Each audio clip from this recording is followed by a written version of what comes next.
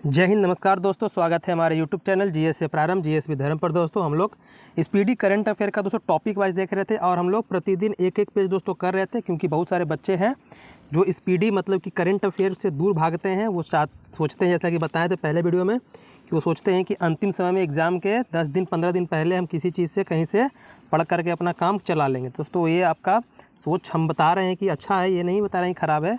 लेकिन आप अगर चाहते हैं कि करंट अफेयर पकड़ बनाना, क्योंकि हर एक एग्ज़ाम में दोस्तों करंट अफेयर का भी थोड़ा महत्व बढ़ गया है। आपको हर एक एग्ज़ाम में कम से कम 7-8 क्वेश्चन देखने के लिए मिल रहे हैं। और अच्छे जो एग्ज़ाम होते हैं, जैसे बिहार एसआई का हो गया आपका, अभी बीपीएससी का तो एग्ज़ाम अगर एलडीसी अगर देते हैं आप, तो वहाँ भी करंट अफेयर देखने के लिए मिलेगा। साथ साथ इसके अलावा बीपीएससी जो आप अगर देना चाहते हैं 71 या 72 दोस्तों, तो वहाँ पर तो करंट अफेयर आपका रहेगा ही रहेगा। मतलब उसका 30 क्वेश्चन जो रहते हैं करंट अफेयर दोस्तों रहते हैं। उसके अलावा आपका बिहार पुलिस में भी दिए होंगे अगर 19,000 वाले, तो उसमें भी देख चुके होंगे। तो इन सभी को ध्यान में रख करके आपको हम यही कहना चाहेंगे कि डेली आप प्रतिदिन एक पेज पढ़िए। और कैसे पढ़िए, रट्टा नहीं मारना मेरे भाई, रट्टा नहीं मारना, बल्कि आपको बहुत ही बेहतरीन तरीके से हम पढ़ा रहे हैं। इसका 2 वीडियो हम बना चुके हैं, आप देख सकते हैं कि उससे आपको क्या बेनिफिट हो रहा है कि नहीं हो रहा है। क्योंकि याद करने का दोस्त तरीका यही होता है कि पहले उसके बारे में जानिए कि वो है क्या करता है, उसके बाद उसका नाम याद रखिए। बस ये मत रटिए कि हाँ आईसीसी के अध्यक्ष हो गए ये जैसा, ऐसे याद रखना दोस्तों। कुछ समय के याद रहेगा, फिर आप मतलब कि कुछ समय बाद उसको आपके दिमाग से निकल जाएगा। तो आप लोग सोचते भी होंगे कि हम याद करते हैं फिर भूल जाते हैं, तो भूलने का कारण यही होता है कि आप उसके बारे में जानते नहीं। अगर किसी व्यक्ति के बारे में आप जानते हैं तो उसको लंबे समय तक याद रखते हैं, लेकिन किसी से मुलाकात किए, बस हाई हेलो किए, फिर उसको पता उसके बारे में जानकारी कुछ नहीं है, तो उसके दिमाग से निकल जाता है। लेकिन जिसके बारे में थोड़ा सा जानते हैं कि हाँ ये यहाँ है, यहाँ रहता है, ये करता है, ये काम करता है, तो उसके बारे में जानकारी आपके पास रहता है, तो उसको लंबे समय तक याद रखते हैं। चलिए, तो बिना समय गवाए हम दोस्तों आज अपने क्लास को आगे बढ़ाते हैं। आज हमारा क्लास नंबर 3 है दोस्तों, और आज हम लोग देखेंगे खेल संगठनों के बारे में जानेंगे, और कुछ जो हमारे वाणिज्यिक संस्थान है उसके बारे में जानेंगे, और बैंक के बारे में दोस्तों हम लोग उसके अध्यक्ष के बारे में समझेंगे। तो चलिए बिना समय गवाए शुरू करते हैं दोस्तों आज का क्लास। तो सबसे पहले हम लोग बात करेंगे खेल संगठन के बारे में। जो हमारे देश में या अंतर्राष्ट्रीय स्तर पर दोस्तों खेल जो होते हैं उसको कौन रेगुलेट करता है, उसके बारे में हम लोग जानते हैं। पहले सबसे पहले हमारा जो है आज का पहला प्रश्न है दोस्तों, वो है आईसीसी के बारे में, अंतर्राष्ट्रीय क्रिकेट परिषद, इंटरनेशनल क्रिकेट काउंसिल के बारे में जानेंगे। इसके अध्यक्ष का नाम याद रखना आपको। तो कौन है दोस्तों? जय शाह। जी हाँ दोस्तों, जय शाह वही अमित शाह के बेटे हैं, जो भारत से ही संबंधित है दोस्तों। ये क्या है, वर्तमान में भी आईसीसी का दोस्तों क्या है, आपके अध्यक्ष है। अब ये आईसीसी है क्या? तो आईसीसी दोस्तों जो अंतर्राष्ट्रीय स्तर के जो क्रिकेट होते हैं दोस्तों, उसको क्या करता है, रेगुलेट करने का काम करता है। और इसकी स्थापना मेरे भाई 1909 में हुई है। कब हुई है? 1909 में हुई है। और इसका मुख्यालय कहाँ है? तो दुबई में है। कहाँ मेरे भाई? दुबई। यूएई का नाम सुने हैं, वहीं पर दोस्तों क्या है, इसका मुख्यालय है। तो इतनी सारी बातें याद रखिएगा कि ये आईसीसी क्या करता है। तो बहुत सारे जो क्रिकेट प्रेमी उनको तो पता होगा, लेकिन ये कब बना ये याद रखिएगा, इसका मुख्यालय कहाँ है ये याद रखना है आपको, और अभी वर्तमान में कौन इसके अध्यक्ष हैं दोस्तों ये याद रखना है। तो कौन है मेरे भाई?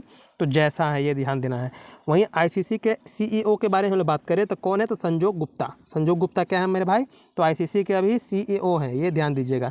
वहीं एक प्रथम महिला दोस्तों बनी है निदेशक, जो प्रथम महिला निदेशक बनी है आईसीसी की, इनका नाम जरूर याद रखिएगा। जो पहला दोस्तों होता है वो प्रश्न हमेशा एग्जाम में आपको देखने के लिए मिलता है, और महिला से संबंधित है तो ये आपको देखने के लिए मिलेगा ही मिलेगा।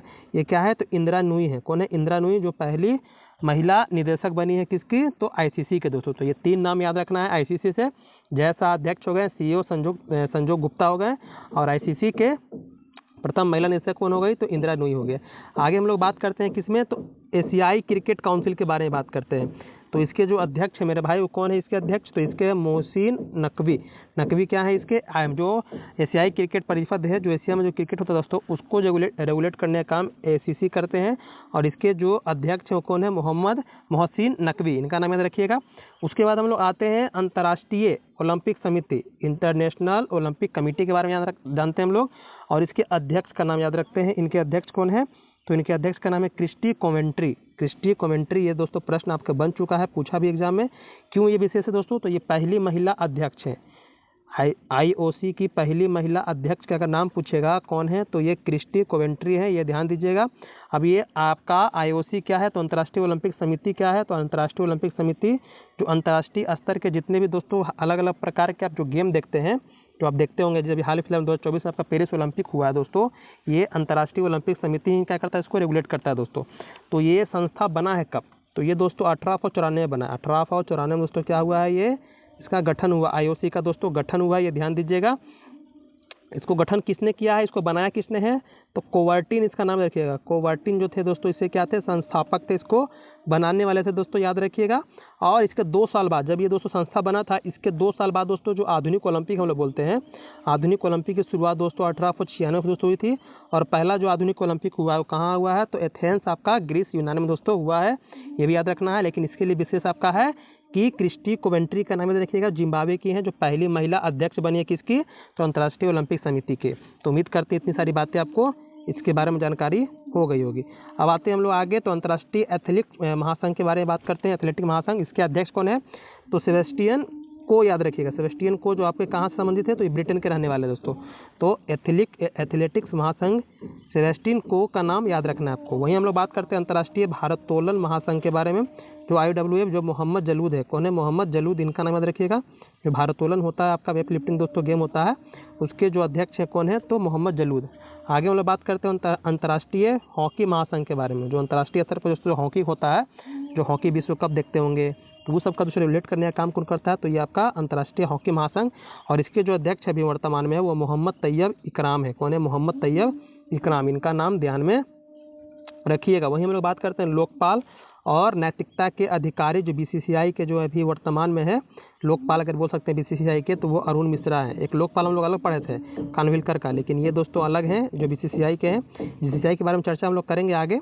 वहीं बात करते हैं फीफा के बारे में, जो फीफा वर्ल्ड कप के बारे में सुनते होंगे, जो फुटबॉल की दोस्तों प्रतियोगिता है। तो फीफा जो विश्व कप होता है अंतर्राष्ट्रीय पर, जो भी दोस्तों आपका फुटबॉल का गेम होता है, उसको रेगुलेट करने का काम दोस्तों फीफा ही करता है। इसके जो अध्यक्ष वर्तमान में है वो कौन है, तो जियानी इन्फेंटिनो का नाम याद रखिएगा। जियानी इन्फेंटिनो क्या है, तो फीफा के भी वर्तमान में अध्यक्ष हैं। वहीं हम लोग बात करते हैं अंतर्राष्ट्रीय मुक्केबाजी संघ के बारे में। तो अंतर्राष्ट्रीय मुक्केबाजी संघ का विशेष नाम याद रखिएगा, क्यों, क्योंकि ये दोस्तों भारतीय इसके अध्यक्ष हैं, वो हैं लवलीना बोरगोहेन, का नाम सुने होंगे दोस्तों, इनका नाम ध्यान दीजिएगा।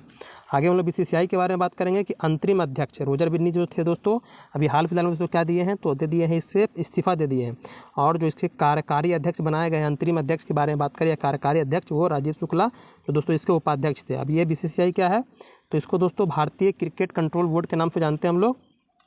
और दोस्तों ये आपका स्थापित हुआ दिसंबर 1928 में दोस्तों। जो भारत में दोस्तों क्रिकेट होता है, तो उसको दोस्तों रेगुलेट करने का काम BCCI दोस्तों करता है, ये ध्यान दीजिए। मतलब भारत का क्रिकेट, जैसे अलग अलग जो देश होते हैं उसका अपना बोर्ड होता है, उसी तरह से हमारे भारत का दोस्तों BCCI बोर्ड है, क्रिकेट बोर्ड है दोस्तों। इसके जो वर्तमान में अंतरिम अध्यक्ष, जो कार्यकारी अध्यक्ष हैं, वो है राजीव शुक्ला। इससे पहले आपके रोजर बिन्नी थे, उन्होंने दोस्तों दे दिया इस्तीफा, ये ध्यान दीजिएगा। वहीं बात करते हैं टेस्ट कप्तान किसके, तो भारतीय क्रिकेट टीम के वर्तमान में कौन है, तो शुभमन गिल, ये ध्यान दीजिएगा। विराट कोहली के संन्यास लेने के बाद दोस्तों इनको कप्तान सौंपा गया है, और अभी इंग्लैंड से दोस्तों सीरीज ड्रॉ करके भी आए हैं। वहीं मुख्य कोच के बारे में बात करें भारतीय क्रिकेट टीम के, तो गौतम गंभीर का नाम सुने होंगे, जो ओपनर बैट्समैन थे, लेफ्टी ओपनर बैट्समैन भारतीय क्रिकेट टीम के।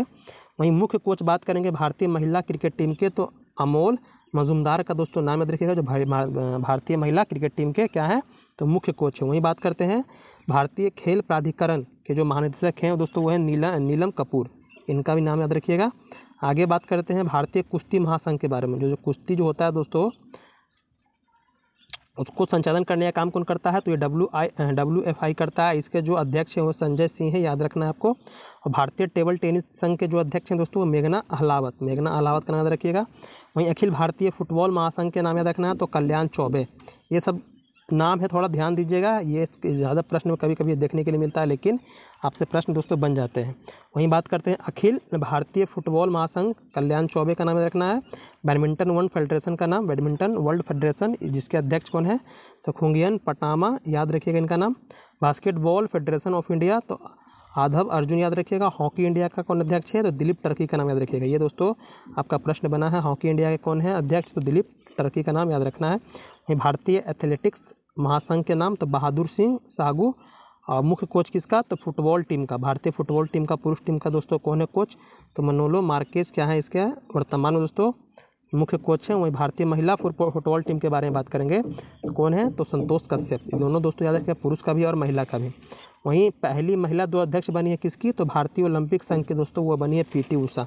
भारतीय ओलंपिक संघ दोस्तों याद रखिएगा, तो PT उषा पहली महिला अध्यक्ष बनी है। अब वो अंतर्राष्ट्रीय स्तर का भी पहली महिला अध्यक्ष, कोवेंट्री का भी दोस्तों नाम याद रखिएगा। वहीं एशियाई ओलंपिक परिषद के बारे में बात करें, उसके पहले भारतीय अध्यक्ष कौन बने हैं, तो रणधीर सिंह बने हैं। वहीं भारतीय बैडमिंटन संघ जो बैडमिंटन की जो प्रतियोगिता होती है दोस्तों, उसको संचालन करता है। और इसके जो अध्यक्ष हैं वो हेमंत बिस्वा शर्मा, जो असम के वर्तमान में दोस्तों मुख्यमंत्री हैं, वो क्या है इनके अध्यक्ष हैं। वहीं बात करते हैं भारतीय भारोत्तोलन महासंघ एथलीट आयोग के दोस्तों कौन है अध्यक्ष, तो भारोत्तोलन के दोस्तों आपके भारतीय के हो गए मीराबाई चानू का दोस्तों नाम सुने होंगे। और वहीं भारतीय पैरालंपिक समिति के बारे में बोलेगा, इसके अध्यक्ष कौन है, तो ये देवेंद्र झाझड़िया, इनका भी दोस्तों नाम आप सुने होंगे। तो जो नाम सुने दोस्तों वो तो आपको याद रहेगा, लेकिन कुछ विशेष नाम है उसको भी ध्यान देना है आपको।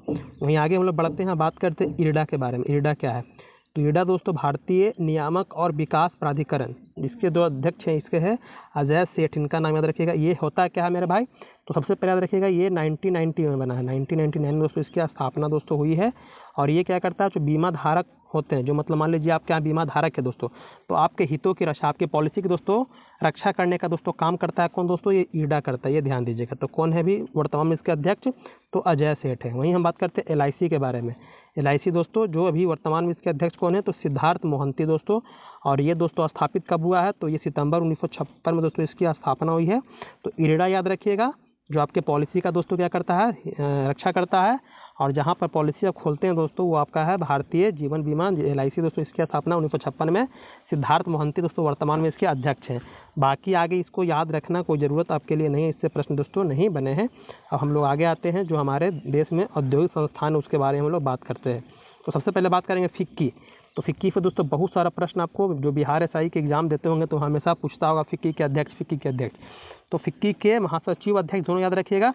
तो फिक्की दोस्तों है क्या आखिर, तो फिक्की के बारे में पहले जान लीजिए। ये दोस्तों ब्रिटिश काल में दोस्तों स्थापित हुआ था 1927 में। कब हुआ था, 1927 में दोस्तों इसकी स्थापना हुई थी ब्रिटिश काल में। अब ये करता क्या है मेरे भाई, तो ये मेरे भाई औद्योगिकरण होता है, औद्योगिकीकरण जो हुआ था वो, और आपका जो व्यवसाय हो गया या व्यवसाय बोलिए या औद्योगिकरण बोलिए, उसको बढ़ाने का दोस्तों काम किसका है, तो ये फिक्की का है दोस्तों, याद रखिएगा।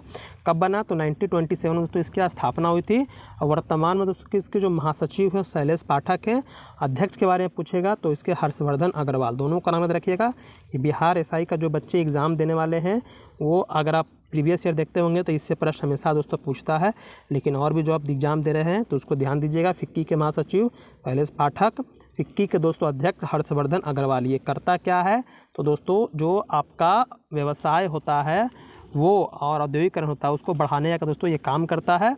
और वर्तमान में दोस्तों अध्यक्ष के बारे में बता दिया, स्थापित कब हुआ था, 1927 में इसकी स्थापना हुई थी। वहीं बात करते हैं हम लोग एसोचैम के बारे में। तो एसोचैम के जो अध्यक्ष हैं तो उससे बताने से पहले आपको बताना चाहेंगे कि एसोचैम का दोस्तों जो स्थापना हुआ है ये ब्रिटिश काल में भी बना है। ये 1900 दोस्तों आपका 20 में दोस्तों ये बना है। एसोचैम का बना है तो 1920 में बना है। और ये मेरे भाई करता क्या है, तो ये आपका व्यापार जो वाणिज्य और व्यापार होता है, एसोचैम क्या करता है, तो जो हमारे भारत में दोस्तों वाणिज्य और व्यापार होता है तो वाणिज्य और व्यापार को दोस्तों बढ़ाने का काम करता है। वाणिज्य व्यापार को बढ़ाने का काम कौन करता है दोस्तों, तो एसोचैम करता है। ये 1920 में दोस्तों स्थापित हुआ था।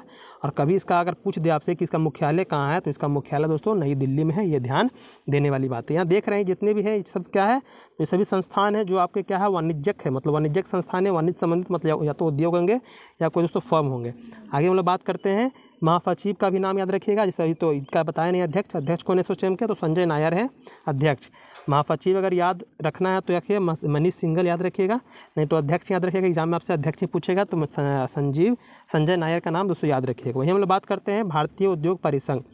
भारतीय उद्योग परिसंघ क्या है, तो ये दोस्तों उद्योग को बढ़ाने के लिए दोस्तों उद्योग को बढ़ावा देने के लिए ब्रिटिश काल में ही 1895 में तो इसको स्थापना हुई थी। किसको बढ़ाने के लिए, तो उद्योग को बढ़ावा देने के लिए तो इसकी स्थापना हुई थी। और इसके वर्तमान अध्यक्ष कौन है, तो इसके वर्तमान में अध्यक्ष आपके राजीव मेमानी है। राजीव मेमानी कौन है, तो आपके भारतीय उद्योग परिसंघ के दोस्तों क्या है, तो अध्यक्ष हैं। और ये क्या करता है, तो उद्योग को बढ़ावा देने के लिए इसकी स्थापना की गई थी 1895 में, ये भी ध्यान दीजिएगा। वहीं बात करते हैं इफ़को के बारे में सुने होंगे। इफ़को क्या है, तो इफ़को दोस्तों आपका है जो आपका किसान होते हैं। सबसे पहले देखिए कि क्या है, तो ये एक सहकारी समिति है मेरे भाई। क्या है, ये एक सहकारी समिति है। अगर विश्व की बात करें तो विश्व की सबसे बड़ी सहकारी समिति दोस्तों इसका नाम आता है इफ़को का दोस्तों नाम आता है। और ये क्या करती है, तो दोस्तों ये उर्वरक का दोस्तों उत्पादन करती है। उर्वरक का जो होता है हमारे देश में उसका उत्पादन करने का काम दोस्तों किसका काम है, तो दोस्तों ये इफ़को का काम है। और जो इफ़को जो बना है मेरे भाई ये आज़ादी के बाद बना है 1967 में। 1967 में दोस्तों आपका इफ़को बना है। इफ़को क्या करता है, तो उर्वरक का उत्पादन करता है और एक प्रकार का सहकारी समिति है दोस्तों, ये ध्यान दीजिएगा। और इसके जो वर्तमान में अध्यक्ष है मेरे भाई कौन है, तो दिलीप संघानी। दिलीप संघानी क्या है, तो इफ़को के आपके अध्यक्ष है वर्तमान में। वही नास्कॉम के बारे में बात करते हैं हम लोग कि नास्कॉम के अभी अध्यक्ष कौन है। तो नास्कॉम के अध्यक्ष के नाम जानने से पहले वर्तमान में ये करता क्या है, तो ये भारत में जो प्रौद्योगिकी उद्योग होते हैं, क्या करता है ये, तो भारत में जो आपका किसके बारे में बात कर रहे हैं, तो नास्कॉम के बारे में लोग बात कर रहे हैं। तो भारत में जो आपका क्या प्रौद्योगिकी उद्योग के बारे में सुने होंगे। तो प्रौद्योगिकी उद्योग को बढ़ावा देने के लिए दोस्तों इसकी स्थापना की गई। किसकी, तो जो हमारे भारत में प्रौद्योगिकी उद्योग है दोस्तों, उसको बढ़ाने के लिए दोस्तों आपका नास्कॉम की स्थापना की गई है। कब मेरे भाई, तो ये 1988 में बना है। कब बना है, तो 1988 में दोस्तों इसकी स्थापना हुई है नास्कॉम की। वर्तमान में नास्कॉम के दोस्तों अध्यक्ष कौन है, तो सिंधु गंगाधरन कौन है, तो नास्कॉम के दोस्तों आपके वर्तमान में अध्यक्ष है। वहीं बॉम्बे स्टॉक एक्सचेंज के बारे में बात करेंगे हम लोग। तो बॉम्बे स्टॉक एक्सचेंज इसकी जो स्थापना हुई है दोस्तों, ये 1875 में, कब हुई, 1875 में दोस्तों हुई है। और ये हमारे भारत का ही नहीं, पूरे एशिया का दोस्तों पहला क्या है दोस्तों, ये स्टॉक एक्सचेंज मार्केट है, मतलब कहिए कि शेयर मार्केट दोस्तों है ये। और ये ध्यान देना है, जो हमारे भारत में जो शेयर मार्केट होता है दोस्तों, जो नहीं होता है शेयर खरीदने बेचने का दोस्तों काम करता है, तो ये बॉम्बे स्टॉक एक्सचेंज के द्वारा दोस्तों होता है। और ये दोस्तों एक तरह का सरकारी नहीं है, एक प्राइवेट संस्था है। सरकारी संस्था जो आपका है ये नेशनल स्टॉक एक्सचेंज, जो बाद में बना आज़ादी के बाद। लेकिन ये याद ध्यान दीजिएगा, बॉम्बे स्टॉक एक्सचेंज जो दोस्तों पूरे एशिया का सबसे क्या है, प्राचीन मतलब पुराना दोस्तों क्या है, ये स्टॉक एक्सचेंज है मतलब। और ये 1875 में बना। इसका मुख्यालय अगर पूछेगा दोस्तों मुंबई में है। और वर्तमान में इसके सीईओ कौन है, तो सुंदर राममूर्ति। और अध्यक्ष के बारे में पूछेगा आपसे, तो प्रमोद अग्रवाल बॉम्बे स्टॉक एक्सचेंज के क्या हैं, अध्यक्ष हैं। और आपके जो सीईओ हैं ये सुंदर राममूर्ति है। उसके बाद हम लोग बात करेंगे इसका, किसका, तो स्टॉक एक्सचेंज का। यूटीआई याद रखना है, तो लियोपुर याद रखिएगा, लेकिन इससे प्रश्न बनता नहीं है। नेशनल स्टॉक एक्सचेंज आपका जो है, जो ये बना है आज़ादी के बाद, मतलब 1992 में। 1992 में दोस्तों क्या हुई है, इसकी स्थापना हुई है। किसकी, तो नेशनल स्टॉक एक्सचेंज की दोस्तों स्थापना हुई है।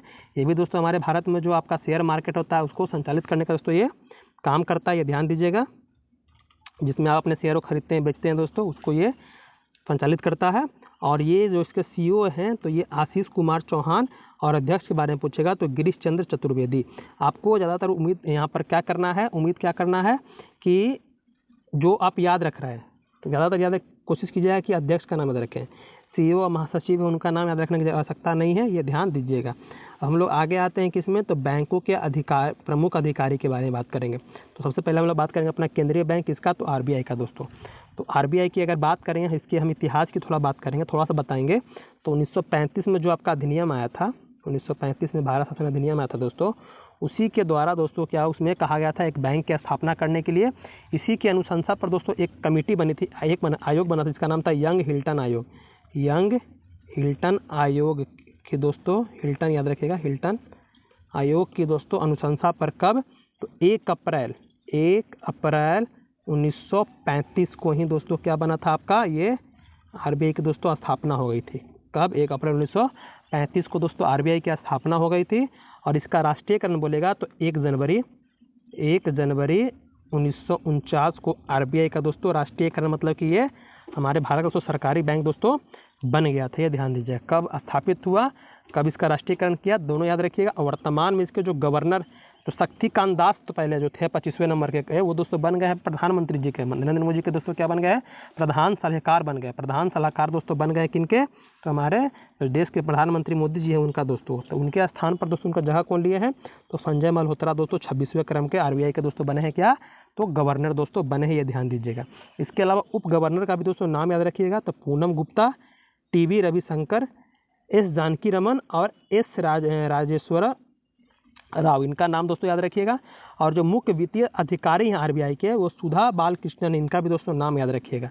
ये 2, 4, 5 नाम है इनके, जो गवर्नर, मुख्य वित्तीय अधिकारी, उप गवर्नर जो है दोस्तों आरबीआई के, उनका नाम याद रखिएगा। आपको कभी एग्जाम में और छाटने के लिए दे दिया कहा कि इनमें से कौन आरबीआई के उप गवर्नर नहीं है, तो पूनम गुप्ता, रविशंकर, जानकी रमन, राजेश्वर राव याद रखिएगा। वित्तीय जो अधिकारी हो गए सुधा बालकृष्णन हो गए दोस्तों, और संजय मल्होत्रा तो इसके आपके गवर्नर होंगे। इसमें दोस्तों आपको याद रखना है क्या, तो इसमें आपको जो सार्वजनिक बैंक है उसमें बस एक ही याद रखना है, किसका, तो जो आपके एसबीआई है, जो SBI है, भारतीय स्टेट बैंक दोस्तों, जो इसके बस एक ही इनके अध्यक्ष का नाम याद रखिएगा, जो क्या है, तो चल्ला श्रीनिवासुलु शेट्टी, ये नाम याद रखना है। अब ये इसके बारे में थोड़ा सा बताना हम चाहेंगे SBI के दोस्तों थोड़ा कहानी। तो जब हम लोग अपना इतिहास पढ़ते हैं, आधुनिक भारतीय इतिहास दोस्तों, तो जब ब्रिटिश काल के बारे में बात करते हैं तो अंग्रेजों के दोस्तों 3 प्रेसिडेंसियाँ थे। कौन कौन थी? एक आपका बंगाल, एक मद्रास और एक दोस्तों आपका था बम्बई। तो वहाँ पर दोस्तों क्या हुआ था, वहाँ पर दोस्तों स्थापित बैंक था, एक बैंक ऑफ बंगाल, क्या था, एक bank of Bengal, bank of Madras और बैंक ऑफ मद्रास हो गया, बंगाल हो गया, और आपका ये बम्बई हो गया। Bank of Bengal, bank of Madras हो गया, बैंक ऑफ बंगाल, तो ये बम्बई हो गया। तो ये तीनों को मिलाकर दोस्तों 1921 में दोस्तों क्या किया गया था, तो इंपीरियल बैंक ऑफ इंडिया की दोस्तों स्थापना की गई थी। इंपीरियल बैंक की स्थापना की गई थी 1921 में। और यही जो इंपीरियल बैंक जो था दोस्तों 1955 में क्या होता है, 1955 में दोस्तों SBI का दोस्तों इसका नामकरण किया था और इसका दोस्तों राष्ट्रीयकरण किया जाता है। किसका? तो SBI का। तो इस तरह दोस्तों SBI के दोस्तों क्या होती है, स्थापना दोस्तों होती है। उम्मीद करते हैं आपको ये ध्यान रहेगा। और अभी वर्तमान में अध्यक्ष बता दिए सेठी, याद रखिएगा, SBI के क्या है अभी अध्यक्ष है, ये ध्यान दीजिएगा। कुछ और बैंक के बारे में दोस्तों और जानकारी देना चाहते हैं हम। तो जो बैंक है, जब इंदिरा गांधी की सरकार बनती है तो वहाँ पढ़ते होंगे कि बैंकों का राष्ट्रीयकरण हुआ था। कितने बैंकों का हुआ था, तो 14 बैंकों का दोस्तों राष्ट्रीयकरण हुआ था। कब?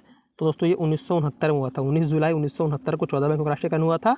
और उसके बाद 1980 में दोस्तों 6 बैंकों का राष्ट्रीयकरण हुआ था। कितने बैंकों का हुआ था, तो 6 बैंकों का राष्ट्रीयकरण इंदिरा गांधी की सरकार में दोस्तों हुआ था 1980 में। तो 1969 1980 दोनों याद रखिएगा। अब हम लोग बात करते हैं, इसमें आपको याद रखने की आवश्यकता नहीं है कुछ, ये ध्यान मत दीजिएगा। इस यहाँ पर एक पॉइंट आपको लिए है, जो यहाँ पर क्या करना है, आपको नोटिस करना है। यहाँ पर क्या करना है मेरे भाई, तो यहाँ 30 अगस्त 2019 को 10 सार्वजनिक जो बैंक थे, सरकारी जो बैंक थे दोस्तों, उसको 4 बैंकों के, जो 4 बहुत बड़े बैंक थे, उसमें क्या कहते हैं विलय कर दिया गया दोस्तों। इसलिए वर्तमान में दोस्तों जो अभी वर्तमान में जो आपके बैंकों की संख्या है कौन, तो जो सरकारी बैंकों की संख्या दोस्तों अभी वो कुल कितने हैं, 12 हो गई। कितना है, तो 12 है, ध्यान देने वाली बात है। तो अभी पूछेगा आपसे कितने सरकारी बैंक है, तो कुल मिलाकर दोस्तों 12 है। तो इस तरह से हम लोग क्या किया, अपना आज का भी दोस्तों पढ़ लिए। तो कहीं भी डाउट्स अगर रहे कि हाँ सर ये भी पॉइंट बता दीजिए तो हमें कमेंट करके बताइएगा। लेकिन हम वही पॉइंट उठा रहे हैं, आपको हम अपने अनुभव से बता रहे हैं, जो यहाँ से दोस्तों सवाल बना है, क्योंकि हम बहुत प्रीवियस ईयर देखे हैं कहाँ कहाँ से दोस्तों सवाल बन रहे हैं, उसी को ध्यान में रख करके दोस्तों को बता रहे हैं। एक बार जब पढ़ लीजिएगा आप मेरे से दोस्तों, उसके बाद बस खाली आपको किताब लाना है मंथली, अब बस खाली आपको उसको रिवीजन करना है। सारी बात तो आप जान चुके हैं, कहीं भूलिएगा तुरंत वीडियो निकालिएगा, देख लीजिएगा, आसानी से दोस्तों आपको समझ में आ जाएगा। अब ये सूचना आपके लिए GS के लिए है, क्योंकि करंट अफेयर तो हम करवा ही रहे हैं और GS भी दोस्तों हम आपको करवा रहे हैं। लेकिन वहाँ पर हम आपको सेल्फ स्टडी करवा रहे हैं, क्योंकि आपने सेल्फ स्टडी जितना मेहनत कीजिएगा उतना ही दोस्तों आपके लिए फ़ायदा होता है। ये इसके लिए दोस्तों हम क्या किए हैं, टेलीग्राम पर दोस्तों होमवर्क सीरीज लाए हैं। और इसमें दोस्तों टारगेट सीरीज चल रहा है हमारा। क्या चल रहा है, तो टारगेट वाइज चल रहा है। जैसे हम लोग का पॉलिटी चल रहा है, क्या चल रहा है हम लोग का पॉलिटी दोस्तों चल रहा है। पॉलिटी का लगभग भाग दोस्तों हम लोग का 5 खत्म हो गया दोस्तों, कल से हम लोग का भाग 6 शुरू हो जाएगा, ये ध्यान दीजिएगा। तो अभी तक आप नहीं जुड़े हैं तो जल्द से जल्द दोस्तों टेलीग्राम चैनल पर जुड़ जाइए और अपनी तैयारी को दोस्तों बेहतरीन कीजिए। ये फ्री एंड कॉफ चल रहा है, यहाँ पर किसी तरह कोई दोस्तों हम आपसे पैसा नहीं ले रहे हैं, बेहतरीन तरीके से पढ़ा रहे हैं आपको, तो यहाँ से लाभ प्राप्त कर सकते हैं। इसमें दोस्तों डेली आपको टारगेट मिलता है, वीडियो क्लास मिलता है, क्लास PDF मिलता है, MCQ PDF मिलता है और टॉपिक टेस्ट दोस्तों होता है आपको डेली रात को 9 बजे। और संडे को दोस्तों आपका रिवीजन टेस्ट होता है, एक सप्ताह का जो टेस्ट लिए उसका रिवीजन टेस्ट दोस्तों संडे को होता है। एक दिन भी दोस्तों आपका उसमें क्या होता है, छुट्टी दोस्तों नहीं रहता है। तो बेहतरीन तैयारी करने के लिए चाहते हैं आप कि हम अपने मेहनत से अपनी तैयारी को मजबूत करना चाहते हैं, तो दोस्तों आप यहाँ से जुड़ करके यहाँ अपनी तैयारी को उससे बेहतर कर सकते हैं। बाकी आप जैसे तैयारी कर रहे हैं उससे कीजिए, कोई दिक्कत नहीं है, लेकिन थोड़ा मेहनत पे ध्यान दीजिए, क्या पढ़ना है क्या नहीं पढ़ना है उस पर विशेष ध्यान दीजिए। और आप अगर चैनल पर दोस्तों नए आए हैं चैनल को सब्सक्राइब कर लीजिएगा। और वीडियो दोस्तों कैसा लग रहा है हमें कमेंट करके थोड़ा बताइएगा, और अच्छा लगा तो लाइक कर दीजिएगा दोस्तों। और अपना कोई अगर स्टडी ग्रुप आपका हो तो वहाँ दोस्तों शेयर भी कर दीजिएगा, ताकि आपको दोस्तों को भी पता चल सके। क्योंकि बता रहे हैं स्पीडी आपका वही 60 से 62 पेज का है। एक बार मेरे भाई अच्छे से अगर स्पीडी आप पढ़ लेते हैं तो उसके बाद बस खाली आपको साल भर क्या करना पड़ता है, रिवीजन करना पड़ता है। लेकिन बच्चे क्या करते हैं, उसको साल भर में भी नहीं पढ़ पाते हैं, बस नज़रअंदाज करते हैं कि एक महीना करके हम पढ़ेंगे, लेकिन नहीं कर पाते। बस एक बार मेरी बात मान के पढ़ लीजिए, उसके बाद दोस्तों कोई दिक्कत नहीं होगा। और तैयारी दोस्तों अच्छे से कीजिएगा, मन लगा दोस्तों पढ़िएगा। जैसे तैयारी कर रहे हैं दोस्तों उसमें थोड़ा सा और धार लाइए, थोड़ा बेहतरीन कीजिए, तो मेहनत कीजिए, उससे बेहतर होगा। बाकी अच्छे से दोस्तों, धन्यवाद।